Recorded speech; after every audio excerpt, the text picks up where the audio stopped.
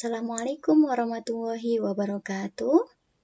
Pada kesempatan ini, kita akan belajar bersama melanjutkan membahas tentang bab polinomial. Nah, adapun untuk kompetensi dasarnya masih sama 3.4 dan 4.4, yaitu mengenai faktorisasi polinomial. Nah, sejauh ini kita sudah belajar banyak ya tentang polinomial, mulai dari pengertian polinomial, operasi polinomial, kesamaan polinomial, nilai polinomial, pembagian polinomial, teorema sisa, dan terakhir kemarin adalah teorema faktor, bagaimana memfaktorkan suatu polinomial. Nah, kita sudah berada di ujung subbab, yaitu persamaan polinomial. Ini adalah subbab terakhir yang akan kita pelajari pada bab polinomial. Nah, sebelum kita membahas tentang persamaan polinomial, coba perhatikan terlebih dahulu ilustrasi berikut ini. Selembar kaca berbentuk persegi dengan sisi 10 desimeter akan dibuat menjadi sebuah aquascape. Nah, jadi di sini tersedia ada sebuah kaca bentuknya persegi yang berukuran 10 desimeter.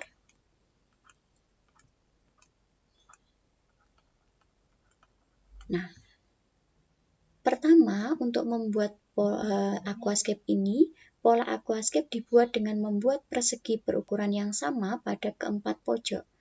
Jadi dibuat persegi ukurannya sama pada keempat pojok dari kaca yang dipunyai tadi, ya.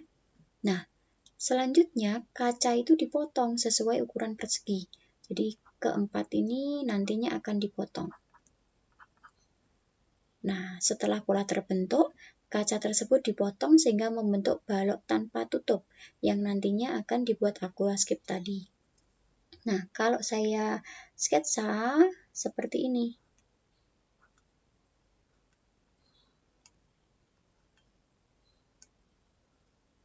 Nah, setelah dibuang tadi akan menjadi seperti ini. Nah, akan dipotong ini. Sehingga nanti akan menjadi sebuah balok tanpa tutup. Akan menjadi aquascape yang diinginkan. Nah, ini tadi kan dipotong persegi ya. Misalkan ini sisinya X, ini X. Artinya, totalnya tadi ini kan berapa ini? Ke sini. 10 ya. 10 desimeter. Maka ini sampai sini berapa? Nah, berarti panjangnya adalah 10 dikurangi 2X ya, karena dikurangi yang kiri X, yang kanan X. Begitu juga yang ini. Sama juga 10 dikurangi 2X. Nah, sehingga kita dapatkan volume itu kan rumusnya panjang kali lebar kali tinggi. Maka volume dalam X itu panjangnya 10 dikurangi 2X, dikali lebarnya 10 dikurangi 2X, dikali tingginya adalah X. Nah, kita kalikan, berarti 100 min 40X plus 4X dikalikan X. Maka Vx sama dengan 100X min 40X kuadrat plus, maaf ini kuadrat ya, berarti plus 4X pangkat 3. Nah, ini kita punya suatu fungsi volumenya ya. Nah, jika diinginkan volume aquascape tersebut 48 liter, tentukan ukuran sisi persegi yang dipotong. Liter itu kan sama dengan desimeter kubik ya. Maka volumenya sama dengan 48 desimeter kubik. Maka kita sama dengankan Vx tadi sama dengan 4X pangkat 3 min 40X kuadrat plus 100. Maka saya sama dengankan dengan 48. 4X pangkat 3 min 40X pangkat 2 plus 100X itu sama dengan 48. Nah, 4X pangkat 3 min 40X pangkat 2 plus 100X min 48 sama dengan 0. Nah, kita punya tadi Vx-nya ini adalah suatu polinomial ya, dengan derajatnya 3. Nah, di sini ketika kita sama dengan K, nah ini adalah salah satu contoh persamaan polinomial. Kita diminta untuk menentukan ukuran sisi persegi yang dipotong, berarti X-nya berapa? Nah, kita diminta untuk menyelesaikan persamaan polinomial tersebut, menentukan penyelesaiannya. Nah, sebelum kita menentukan bagaimana cara menentukan penyelesaian persamaan polinomial, kita harus tahu dulu apa itu persamaan polinomial. Nah, persamaan polinomial bentuk umumnya adalah an x pangkat n plus an min 1 x pangkat n min 1 plus an min 2 x pangkat n min 2 dan seterusnya plus a2 x pangkat 2 plus a1 x plus a0 sama dengan 0. Dengan an tidak sama dengan 0 dan n bilangan asli. Ini adalah bentuk umum persamaan polinomial. Nah, persamaan polinomial itu merupakan kalimat terbuka yang nilai kebenarannya itu tergantung pada variabel yang diberikan. Nah, di sini variabelnya adalah x ya. Nah, nilai variabel yang membuat persamaan polinomial ini bernilai benar dinamakan penyelesaian atau akar persamaan polinomial. Nah, contoh misalkan saya punya persamaan polinomialnya 3x pangkat 4 plus 5x pangkat 3 min 17x pangkat 2 min 13x plus 6 sama dengan 0. Nah, akar-akar atau penyelesaian dari persamaan polinomial ini itu adalah nilai konstanta atau bilangan yang memenuhi persamaan tersebut, yang membuat ketika kita substitusikan, membuat kalimat ini bernilai benar. Itu. Misalnya, ketika saya substitusi X sama dengan 1, ternyata saya dapatkan negatif 16. Dan kita tahu bahwa negatif 16 itu tidak sama dengan 0. Maka, X sama dengan 1 ini bukan merupakan penyelesaian atau akar penyelesaian polinomial 3X pangkat 4 plus 5X pangkat 3 min 17X pangkat 2 min 13X plus 6 sama dengan 0. Nah, pertanyaannya, bagaimana cara menentukan penyelesaian atau akar persamaan polinomial 3x pangkat 4 plus 5x pangkat 3 min 17x pangkat 2 min 13x plus 6 sama dengan 0. Nah, ini derajatnya 4. Coba kalian ingat kembali, dulu kalian punya persamaan kuadrat. X pangkat 2 min 5x min 24 sama dengan 0. Nah, untuk menentukan penyelesaiannya, dulu kalian punya 3 cara ya. Apakah difaktorkan, melengkapkan kuadrat, atau menggunakan rumus ABC. Nah, salah satunya adalah memfaktorkan. X min 8 kali X plus 3 sama dengan 0, sehingga kita dapatkan penyelesaiannya adalah X sama dengan 8 atau X sama dengan negatif 3. Nah, inilah akar penyelesaian atau penyelesaian persamaan polinomial ini. X pangkat 2 min 5X min 24 sama dengan 0. Nah, dengan cara yang sama untuk menentukan kalau derajatnya lebih dari 2, maka kita faktorkan polinomial tersebut, persamaan polinomial tersebut. Nah, agar lebih paham bagaimana cara menentukan penyelesaian atau akar persamaan polinomial suatu polinomial, perhatikan contoh-contoh berikut ini. Contoh pertama, tentukan penyelesaian persamaan 3x pangkat 4 plus 5x pangkat 3 min 17x pangkat 2 min 13x plus 6 sama dengan 0. Nah, untuk menentukan penyelesaian persamaan ini, maka apa yang harus kita lakukan tadi? Nah, memfaktorkan persamaan polinomial ini. Nah, bagaimana caranya? Nah, caranya hampir sama ketika kita memfaktorkan bentuk polinomial kemarin. Nah, coba diingat kembali langkah-langkahnya. Langkah pertama, apa yang harus kita perhatikan terlebih dahulu? Nah, konstanta dan koefisien pangkat tertinggi. Nah, di situ diketahui bahwa konstantanya adalah 6, maka faktor-faktornya dari 6 ini adalah plus minus 1, plus minus 2, plus minus 3, dan plus minus 6. Sedangkan koefisien pangkat tertinggi di sini adalah 3, maka faktor-faktor dari 3 adalah plus minus 1 dan plus minus 3. Itu langkah pertama, kita perhatikan konstanta dan koefisien pangkat tertinggi. Nah, langkah kedua apa kemarin? Nah, kita bagi setiap faktor dari konstanta dibagi dengan setiap faktor dari koefisien pangkat tertinggi. Sehingga kita dapatkan plus minus 1, plus minus 2, plus minus 3, plus minus 6, plus minus sepertiga, dan plus minus 2/3. Nah, dari situ, jika X min K adalah faktor-faktor dari Fx, dari polinomial ini ya, maka K itu adalah salah satu dari nilai yang kita dapatkan tadi.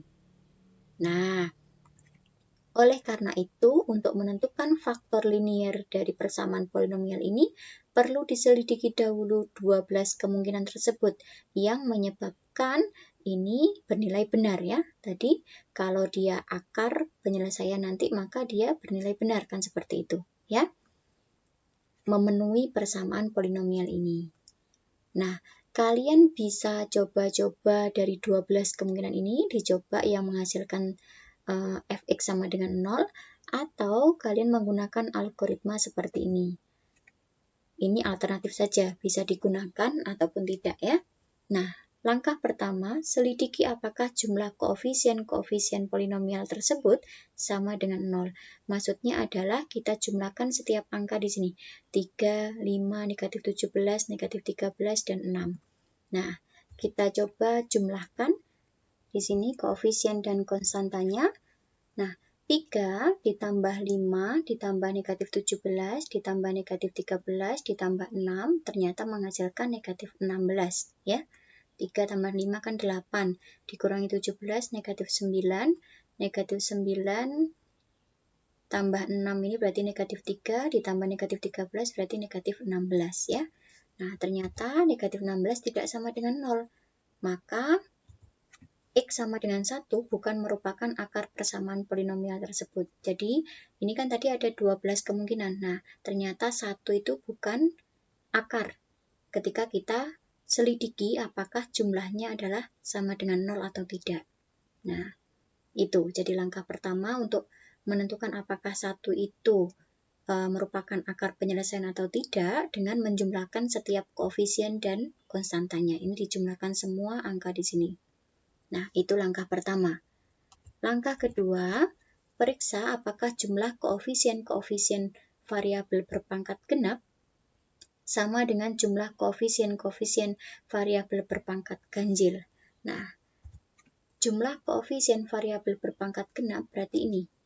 3, negatif 17, dan 6. Kita jumlahkan ternyata menghasilkan negatif 8. Selanjutnya, jumlahkan koefisien yang berpangkat ganjil. Maka ini 5 dan negatif 17 ini.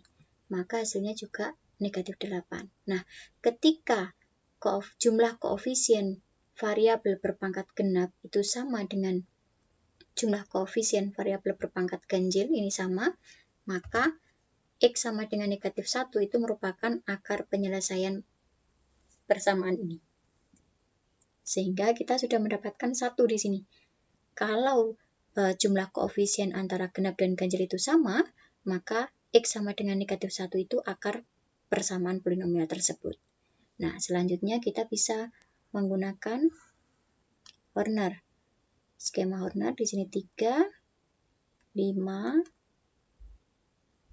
negatif 17, negatif 13, dan 6. Nah, kita coba ini karena kita sudah tahu bahwa negatif 1 itu akar penyelesaian. Maka pastinya nanti hasilnya adalah 0. 3 kali negatif 1, negatif 3. 5 tambah negatif 3, 2. 2 dikali negatif 1, negatif 2. Negatif 17 tambah negatif 2, negatif 19. Negatif 19 dikali negatif 1, 19. Negatif 13 ditambah 19 itu 6. 6 dikali negatif 1, negatif 6. Maka ketika kita jumlahkan hasilnya adalah 0. Itu. Sehingga ini adalah akar. ketika dia sama dengan 0 atau faktor. Faktornya berarti X plus 1. Ya. Selanjutnya kita lanjutkan. Nah, misalkan 2. Maka 3 turun, 3 kali 2, 6, 2 tambah 6, 8, 8 kali 2, 16, negatif 19 tambah 16, negatif 3, dikalikan negatif 6, nah, kita dapatkan 0. Sehingga kita bisa tulis bahwa 3x pangkat 4 plus 5x pangkat 3 min 17x pangkat 2 min 13x plus 6 sama dengan 0, itu ketika kita faktorkan, ini yang pertama x plus 1 ya. X plus 1, di sini 2 berarti ini x min 2. X min 2 dan hasil baginya adalah 3x pangkat 3 plus 8x min 3 sama dengan 0. Nah, selanjutnya ini kita faktorkan. Oh, maaf, ini 2 ya. Nah, kita faktorkan. X plus 1, X min 2,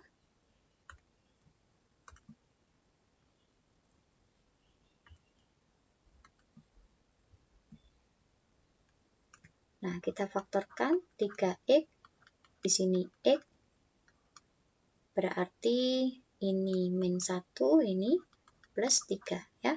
Ini karena plus ya. Nah, sehingga kita dapatkan X sama dengan negatif 1, atau X sama dengan 2, atau X sama dengan sepertiga, atau X sama dengan min 3. Jadi kesimpulannya, penyelesaian persamaan 3x pangkat 4 plus 5x pangkat 3 min 17x pangkat 2 min 13x plus 6 sama dengan 0 adalah negatif 1, saya urutkan dari yang kecil, negatif 3, negatif 1, sepertiga, dan 2. Nah, inilah yang dinamakan penyelesaian persamaan atau akar-akar penyelesaian persamaan polinomial ini. Paham? Oke, kita lanjutkan contoh kedua. Contoh kedua, tentukan akar-akar dari 2x pangkat 3 min 5x pangkat 2 plus 1 sama dengan 0. Nah, untuk menentukan akar persamaan ini, maka apa tadi langkahnya? Maka kita faktorkan ya. Dengan langkah pertama adalah melihat konstanta dan koefisien pangkat tertinggi. Nah, di situ diketahui konstantanya adalah 1, maka faktor-faktor dari 1 adalah plus minus 1. Sedangkan koefisien pangkat tertingginya adalah 2, maka faktor-faktor dari 2 adalah plus minus 1 dan plus minus 2. Itu langkah pertama, yaitu memperhatikan faktor-faktor dari konstanta dan faktor-faktor dari koefisien pangkat tertinggi. Kita lanjutkan langkah kedua dengan membagi setiap faktor dari konstanta dibagi dengan setiap faktor dari koefisien pangkat tertinggi, sehingga kita dapatkan plus minus 1 dan plus minus setengah. Nah, jika AX min B adalah faktor-faktor dari Fx, maka B per A adalah salah satu nilai dari yang kita dapatkan tadi, plus minus 1, plus minus setengah. Oleh karena itu, untuk menentukan faktor linier dari persamaan polinomial ini, perlu diselidiki dahulu 4 kemungkinan tersebut yang menyebabkan Fx sama dengan 0. Nah, kita coba dari 4 kemungkinan ini. Atau kita menggunakan algoritma tadi ya. Dari algoritma langkah 1 dan 2, tadi kita mengecek, menyelidiki jumlah koefisiennya ini, 2 tambah negatif 5 tambah 1, berarti kan sama dengan negatif 2, maka X sama dengan 1 itu bukan akar. Atau jumlahkan yang pangkat genap dengan pangkat ganjil, sama atau tidak? Kalau ganjil ini kan hanya 2, sedangkan genapnya negatif 5 tambah 1, negatif 4, tidak sama. Maka X sama dengan negatif 1 bukan akar persamaan. Sehingga tinggal 2 kemungkinan, apakah setengah atau negatif setengah. Itu. Sehingga kita coba ini, apakah setengah atau negatif setengah. Nah, sehingga kita tulis dulu 2, negatif 5, 0, 1. Kita coba setengah ya. Ini plus, 2 turun, 2 kali setengah 1, negatif 5 tambah 1, negatif 4, negatif 4 kali setengah negatif 2, 0 tambah negatif 2, negatif 2, negatif 2 kali setengah negatif 1, maka hasilnya adalah 0. Nah, sehingga bisa kita tulis 2x pangkat 3 min 5x pangkat 2 plus 1 sama dengan 0. Setengah ini berarti adalah 2x min 1 ya. 2x min 1. Ingat, karena kita membagi dengan 2x min 1, membagi dengan setengah di sini, maka hasil baginya harus dibagi 2 ya.